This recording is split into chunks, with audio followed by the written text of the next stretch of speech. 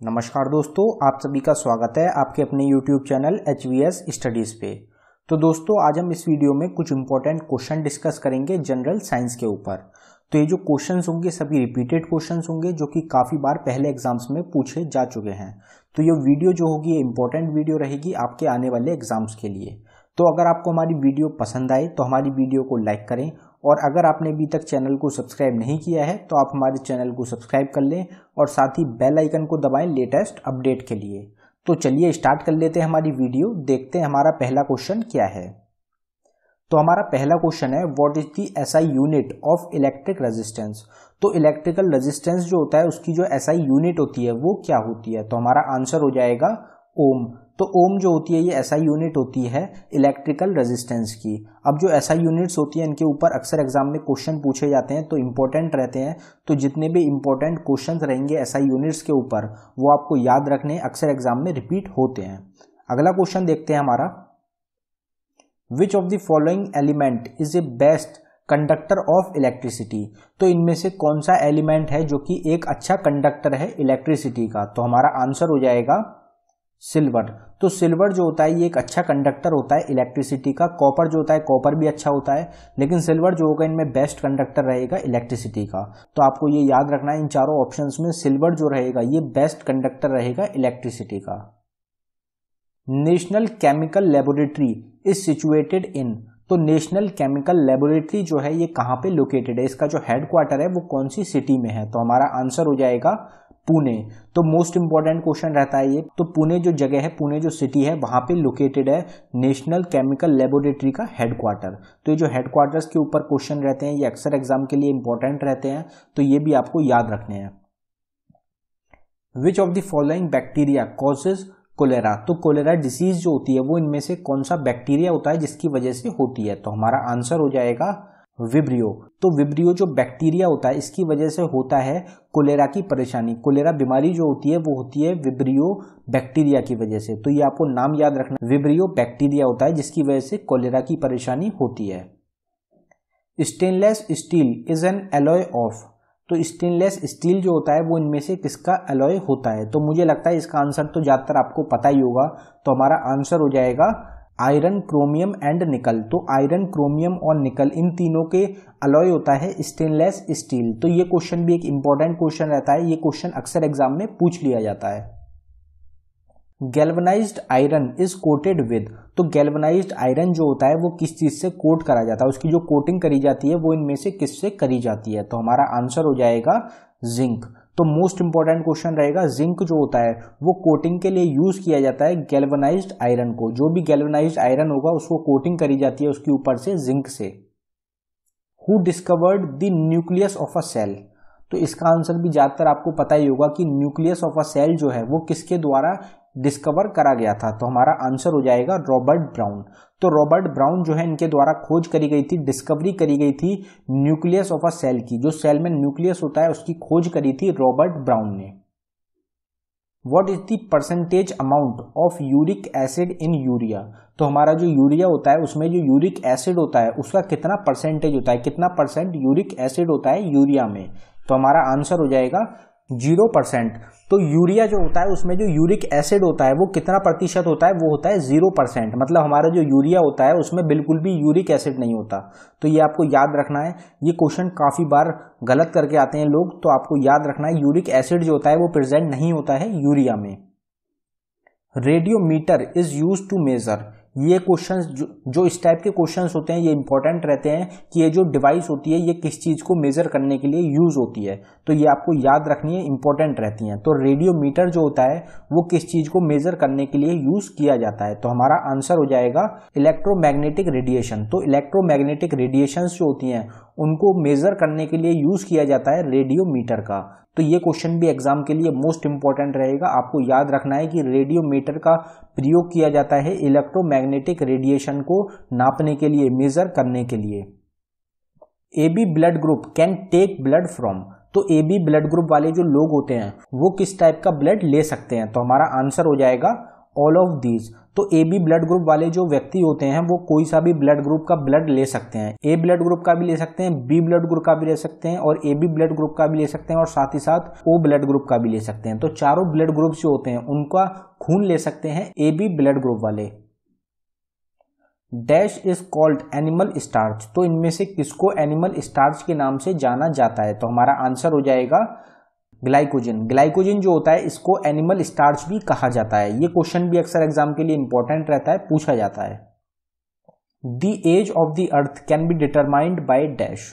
तो एज जो है हमारी जो धरती है उसकी जो एज है वो हम किसके द्वारा, कौन सी डेटिंग है या फिर क्लॉक है जिसके द्वारा हम उसको नापते हैं? तो हमारा आंसर हो जाएगा यूरेनियम डेटिंग। तो यूरेनियम डेटिंग जो होती है इसके द्वारा नापी जाती है, पता लगाया जाता है धरती की उम्र के बारे में। जो हमारी अर्थ है उसकी जो एज है उसको डिटरमाइन करा जाता है यूरेनियम डेटिंग के द्वारा। तो ये भी एक इंपॉर्टेंट क्वेश्चन रहेगा आपके एग्जाम के लिए। Which among the following does not have blood but carry out respiration. तो इनमें से कौन सा जानवर है जो कि जिसमें ब्लड नहीं होता है, जो खून होता है वो नहीं होता है उसमें, लेकिन वो जो है रेस्पिरेशन करता है? तो हमारा आंसर हो जाएगा हाइड्रा। तो हाइड्रा जो होता है ये एक जानवर होता है, एक टाइप की फिश होती है जो कि ब्लड, जिसके अंदर ब्लड नहीं होता लेकिन वो रेस्पिरेशन का जो प्रोसेस होता है वो कंप्लीट होता है उसमें। तो ये आपको याद रखना है। बाकी तीनों जो होंगे, फिश में ब्लड होता है, अर्थवॉर्म में भी ब्लड होता है और कॉकरोच में भी ब्लड होता है। ये तीनों जो होते हैं इनमें ब्लड होता है। जो हाइड्रा होता है इसमें ब्लड नहीं होता लेकिन फिर भी इसमें रेस्पिरेशन जो होता है वो होता है। Dash is the hardest non metal. तो ये जो हमारे ऑप्शंस दिए गए हैं इनमें से कौन सा नॉन मेटल है जो कि हार्डेस्ट है, सबसे कठोर है? तो हमारा आंसर हो जाएगा डायमंड। तो डायमंड जो होता है ये हार्डेस्ट नॉन मेटल होता है जो कि बहुत ज्यादा कठोर होता है। अगर हार्डेस्ट एलिमेंट की बात करी जाए तो वो हो जाएगा टूथ इनेमल। तो हमारे दांत में जो इनेमल होता है, जो हमारे दांत का अपर पार्ट होता है, इनेमल जो होता है वो सबसे ज्यादा हार्डेस्ट, सबसे ज्यादा कठोर तत्व होता है पूरी दुनिया में। तो ये आपको याद रखना है, इंपॉर्टेंट रहता है। Who discovered photons. तो ये इसका आंसर ज्यादातर आपको पता ही होगा, एक बेसिक क्वेश्चन है कि फोटॉन्स जो है उसकी जो खोज करी गई थी वो किसके द्वारा करी गई थी? तो हमारा आंसर हो जाएगा एल्बर्ट आइंस्टाइन। तो आइंस्टाइन जो थे उनके द्वारा खोज करी गई थी, डिस्कवरी करी गई थी फोटॉन्स की। तो ये आपको याद रखना है। When we cut our nails, we do not feel the pain because nails are। तो जब हम हमारे नाखून को काटते हैं तो हमको जो होता है दर्द नहीं होता। तो वो किसकी वजह से होता है? जो हमारे नेल्स होते हैं वो किस चीज के होते हैं? तो हमारा आंसर हो जाएगा मेड ऑफ डेड सेल्स। तो जो हमारे नाखून होते हैं, जो हमारे नेल्स होते हैं वो डेड सेल्स के बने होते हैं, इसलिए जब हम उनको काटते हैं तो हमको दर्द नहीं होता। Dash is not related to gases. तो इनमें से कौन सा लॉ है जो कि रिलेटेड नहीं है गैसेस से? तो हमारा आंसर हो जाएगा जूल्स लॉ। जूल्स लॉ जो है ये गैसेस से रिलेटेड नहीं है। बॉयल्स लॉ भी रिलेटेड है गैसेस से, एवोगैड्रो लॉ जो होता है ये भी गैसेस से रिलेटेड होता है, और चार्ल्स लॉ जो होता है, ये तीनों लॉज जो होते हैं ये रिलेटेड होते हैं गैसेस से। सिर्फ जूल्स लॉ होता है जो कि रिलेटेड नहीं है गैसेस से। तो ये आपको याद रखना है, इंपॉर्टेंट क्वेश्चन है। इस टाइप के जो क्वेश्चंस होते हैं ये इंपॉर्टेंट रहते हैं, अक्सर एग्जाम में पूछ लिए जाते हैं। Which is the heaviest noble gas. तो इनमें से कौन सी नोबल गैस है जो कि सबसे भारी है, हैवी है? तो हमारा आंसर हो जाएगा रेडॉन। तो रेडॉन जो होती है ये हैवीएस्ट नोबल गैस होती है बाकी ऑप्शन से। तो ये आपको याद रखना है, रेडॉन जो होती है ये हैवी होती है, इसका जो वजन होता है वो ज्यादा होता है बाकी गैसेस से। Which metal has the highest melting point. तो इनमें से कौन सा मेटल है जिसका सबसे ज्यादा मेल्टिंग पॉइंट होता है, हाइएस्ट मेल्टिंग पॉइंट है? तो हमारा आंसर हो जाएगा टंगस्टन। तो टंगस्टन मेटल जो होता है इसका सबसे ज्यादा मेल्टिंग पॉइंट होता है। अब टंगस्टन जो होता है इसका प्रयोग किसमें किया जाता है? ये क्वेश्चन अक्सर एग्जाम में पूछा जाता है, मोस्ट इंपॉर्टेंट रहेगा। तो हमारे जो इलेक्ट्रिक बल्ब्स होते हैं उनमें जो फिलामेंट होता है वो बना होता है टंगस्टन का। तो टंगस्टन जो होता है ये हाई मेल्टिंग पॉइंट का होता है, इसलिए बल्ब्स जो होते हैं, जो इलेक्ट्रिक बल्ब्स होते हैं उनमें टंगस्टन का यूज किया जाता है। The study of flowers is called. तो स्टडी ऑफ फ्लावर्स को किस नाम से जाना जाता है? तो हमारा आंसर हो जाएगा फ्लोरिकल्चर। फ्लोरिकल्चर के नाम से जाना जाता है स्टडी ऑफ फ्लावर्स को। Who invented the modern periodic table. तो मॉडर्न पीरियोडिक टेबल जो है उसकी जो इन्वेंशन करी गई थी वो किसके द्वारा करी गई थी? तो हमारा आंसर हो जाएगा हेनरी मोजोले जो है इनके द्वारा इन्वेंशन करी गई थी मॉडर्न पीरियोडिक टेबल की। तो मॉडर्न पीरियोडिक टेबल जो है उसकी जो खोज करी गई थी, जो बनवाया गया था, वो बनाया गया था हेनरी मोजोले के द्वारा। तो ये भी इंपॉर्टेंट रहेगा, ये आपको याद रखना है कि पीरियोडिक टेबल्स जो हैं उसमें मॉडर्न पीरियोडिक टेबल हो गई, नॉर्मल पीरियोडिक टेबल हो गई, ये सब जो है इनकी इन्वेंशन किस किस के द्वारा करी गई थी। What is the unit of electrical conductance? तो इलेक्ट्रिकल कंडक्टेंस जो होता है उसकी एसआई यूनिट क्या होती है? तो हमारा आंसर हो जाएगा सीमेंस जो होती है ये एसआई यूनिट होती है इलेक्ट्रिकल कंडक्टेंस की। अभी हमने पहला ही क्वेश्चन डिस्कस करा था कि इलेक्ट्रिकल रेजिस्टेंस जो होता है उसकी एसआई यूनिट क्या होती है, तो उसकी एसआई यूनिट होती है ओम। ओम जो होगी वो इलेक्ट्रिकल रेजिस्टेंस की होगी और इलेक्ट्रिकल कंडक्टेंस की होगी सीमेंस। तो ये जो क्वेश्चन है ये इंपॉर्टेंट क्वेश्चन रहेगा, एसआई यूनिट के ऊपर आपको जरूर एक क्वेश्चन मिलेगा आपके एग्जाम में। विच of the following is the structure of graphite?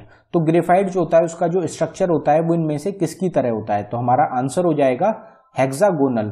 तो हेक्सागोनल स्ट्रक्चर होता है ग्रेफाइट का। जो ग्रेफाइट होता है उसकी जो शेप होती है वो हेक्सागोनल होती है।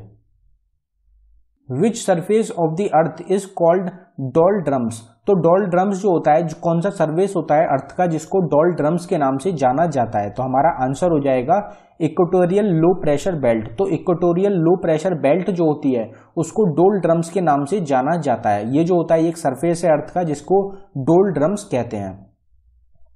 Electric motor converts dash energy into mechanical energy. तो इलेक्ट्रिक मोटर जो होती है वो कौन सी एनर्जी होती है जिसको वो कन्वर्ट करती है मैकेनिकल एनर्जी में? तो हमारा आंसर हो जाएगा इलेक्ट्रिकल एनर्जी। तो बिल्कुल बेसिक क्वेश्चन है कि इलेक्ट्रिक मोटर जो होगी वो ऑब्वियस सी बात है कि वो इलेक्ट्रिकल एनर्जी जो होगी उसको कन्वर्ट करती है मैकेनिकल एनर्जी में। तो बिल्कुल इजी क्वेश्चन था, ये आपको पता ही होगा। अगला क्वेश्चन देखते हैं हमारा, who is the inventor of dynamite? तो डायनामाइट जो है उसकी जो इन्वेंशन करी गई थी वो किसके द्वारा करी गई थी? मुझे लगता है इसका आंसर भी ज्यादातर आपको पता ही होगा, काफी बार हम अपने चैनल पे इस क्वेश्चन को डिस्कस कर चुके हैं। तो हमारा आंसर हो जाएगा एल्फ्रेड नोबल। तो एल्फ्रेड नोबल जो है इनके द्वारा इन्वेंशन करी गई थी, खोज करी गई थी डायनामाइट की। और जो नोबल प्राइज है वो किसके नाम पे रखा गया है? तो वो रखा गया है एल्फ्रेड नोबल के नाम पे। और ये जो है कौन सी कंट्री से रिलेटेड है? तो ये जो है ये स्वीडन से है। What is the study of dinosaur remains known as? तो डायनासोर रिमेन्स जो है उनकी स्टडी को क्या कहा जाता है? तो हमारा आंसर हो जाएगा पैलियोंटोलॉजी। पैलियोंटोलॉजी जो होती है ये स्टडी होती है जो रिमेन्स है, जो पार्ट्स रह गए हैं डायनासोर के, उनको स्टडी को कहा जाता है palaeontology. Which of these element are brittle? तो ब्रिटिल जो होता है इसका मतलब होता है नाजुक। जो नाजुक जो जल्दी टूट जाते हैं उनको कहा जाता है ब्रिटिल एलिमेंट्स। तो इनमें से कौन सा एलिमेंट है जो कि एक ब्रिटिल एलिमेंट है? तो हमारा आंसर हो जाएगा सल्फर। तो सल्फर जो होता है ये एक ब्रिटल एलिमेंट होता है, जो सॉलिड स्टेट में जो सल्फर होता है ये ब्रिटल होता है, जल्दी टूट जाता है। गोल्ड जो होता है ये एक हार्ड एलिमेंट होता है, मैग्नीशियम भी हार्ड है और सोडियम भी हार्ड है। ये तीनों जो होते हैं हार्ड एलिमेंट्स होते हैं, और जो सल्फर होता है ये एक ब्रिटल एलिमेंट होता है। विच of the following is an insulator? तो इनमें से कौन सा ऑप्शन है जो कि एक इंसुलेटर है? बिल्कुल बेसिक क्वेश्चन है, तो इसका आंसर आपको पता ही होगा, हमारा आंसर रहेगा ग्लास। तो ग्लास जो होता है ये एक इंसुलेटर होता है। The colour of a neutral litmus solution is? तो न्यूट्रल लिटमस सॉल्यूशन जो होता है उसका जो कलर होता है वो क्या होता है? तो हमारा आंसर हो जाएगा पर्पल। तो आप सबको पता ही है कि जो लिटमस पेपर होता है उसका जो कलर होता है वो पर्पल होता है। तो जब एक न्यूट्रल सॉल्यूशन होगा और हम उसमें लिटमस पेपर को डिप करेंगे तो उसका जो कलर होगा वो नो इफेक्टेड रहेगा। मतलब जो न्यूट्रल लिटमस सॉल्यूशन होगा उसका जो कलर रहेगा वो पर्पल ही रहेगा। तो ये आपको याद रखना है। तो दोस्तों ये था हमारी वीडियो का आखिरी क्वेश्चन। अगर आपको हमारी वीडियो पसंद आई हो तो हमारी वीडियो को लाइक करें, और अगर आपने अभी तक चैनल को सब्सक्राइब नहीं किया है तो आप हमारे चैनल को सब्सक्राइब कर लें। धन्यवाद दोस्तों।